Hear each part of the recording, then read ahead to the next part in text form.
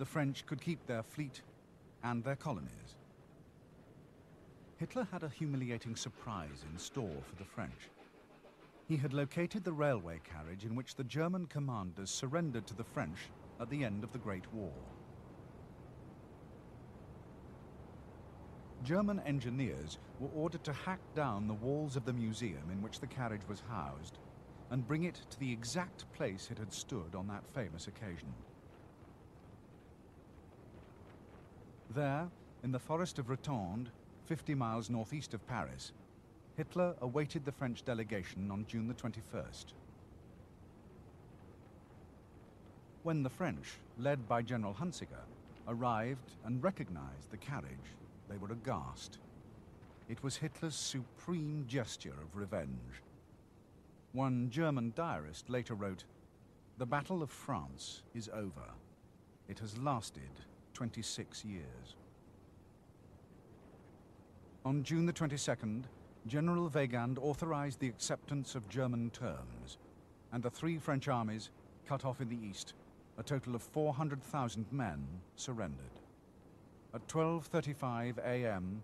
on June the 25th, the fighting officially ceased.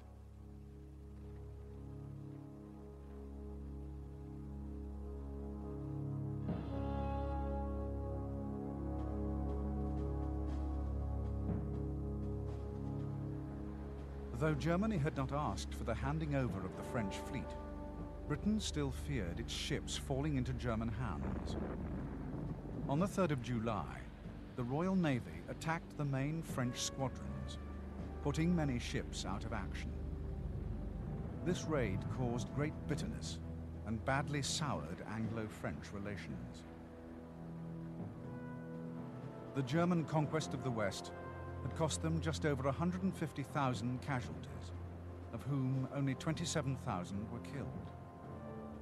Total Allied losses in killed and wounded came to 390,000, while 2 million more were taken prisoner.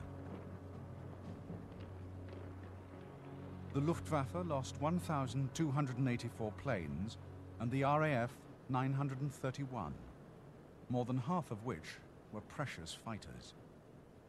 The French Air Force had some 560 planes destroyed. The Germans also captured huge amounts of Allied equipment of all kinds.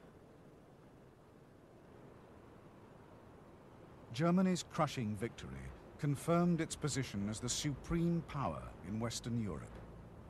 Their only remaining enemy, Britain, was isolated and much weakened. Hitler was convinced she would soon throw in the towel. Even before the armistice came into effect, he had ordered the demobilization of 35 divisions, and the panzer groups were to be broken up.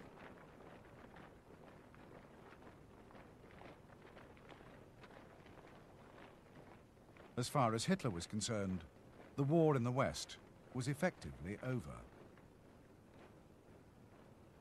Buoyed by his great triumph, Hitler was already starting to contemplate a campaign against the Soviet Union.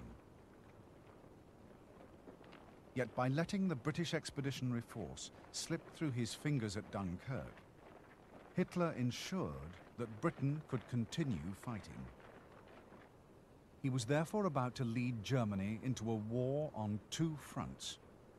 His most spectacular victory thus sowed the seeds of his ultimate defeat.